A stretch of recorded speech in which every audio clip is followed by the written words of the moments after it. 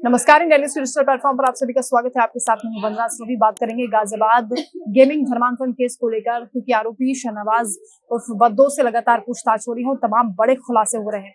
इससे पहले जो मौलवी पकड़ा गया था गाजियाबाद से, उसने भी कई राज खोले थे, लेकिन जो मास्टरमाइंड था वो बद्दो था, जिसकी महाराष्ट्र के रायगढ़ से गिरफ्तारी हुई है और अब क्योंकि न्यायिक हिरासत में है, पूछताछ से लगातार की जा रही है।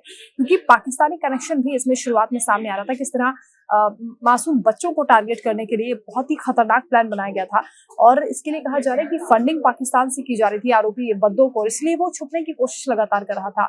नाबालिगों को किस तरीके से फंसाता था कि उसने अपना धर्मांतरण का एक झूठा केस बनाया, झूठी कहानी गढ़ी और बच्चों को सिखाई। और उसके बाद उसने गेमिंग में इस तरीके से बच्चों को हिप्नोटाइज किया कि उसने कहा कि अगर आप कुरान की आयतें पढ़ेंगे तो आप ये गेम जीत जाएंगे। इस तरीके से वो बच्चों का माइंड वॉश करता था, उन्हें मस्जिदों में भेजता था नमाज पढ़ने के लिए।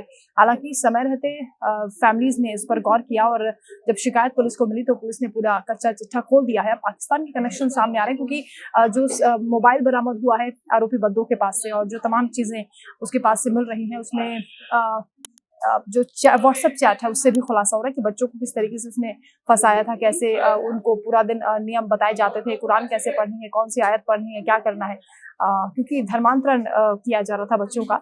और साथ ही पाकिस्तान के 30 कॉन्टैक्ट नंबर भी उसके पास से बरामद हुए। इसके अलावा पीओके के एक छात्र की मार्कशीट भी उसके पास से बरामद हुई है। तो ये मामला बहुत ज्यादा अब गंभीर होता जा रहा है, क्योंकि विदेशी फंडिंग की बात सामने आ रही है। और सबसे बड़ी बात यह कि हमारा दुश्मन पाकिस्तान किस तरीके से साजिश कर रहा है, हमारे बच्चों को टारगेट कर रहा है। और शहनवाज और बद्दो जैसे जो अपराधी हैं वो इस खेल में कैसे कूद रहे हैं, जो कि बहुत खौफनाक है। बच्चों को टारगेट करना ये मामूली बात नहीं, बहुत गंभीर हो जाता है, क्योंकि आजकल आप देखते होंगे मोबाइल पर ज्यादातर बच्चे जो कम उम्र के हैं वो कुछ ना कुछ गेम खेलते हैं या फिर किसी और एक्टिविटीज में वो इन्वॉल्व रहते हैं। पढ़ाई के लिए भी, क्योंकि ऑनलाइन पढ़ाई भी बीच में जब कोरोना आया था तब शुरू हो गई थी, तो उसके बाद से अभी भी जारी किए हुए हैं। कुछ बच्चे कोचिंग करते हैं, ऑनलाइन पढ़ाई करते हैं। तो मोबाइल पर बच्चा क्या कर रहा है हर वक्त ये पेरेंट्स नहीं देख सकते हैं, लेकिन पेरेंट्स को भी थोड़ा सचेत होना पड़ेगा। अगर बच्चा आपका गेम खेल रहा है तो ये देखना होगा कि वो किस तरह की ऐप्स का इस्तेमाल कर रहा है।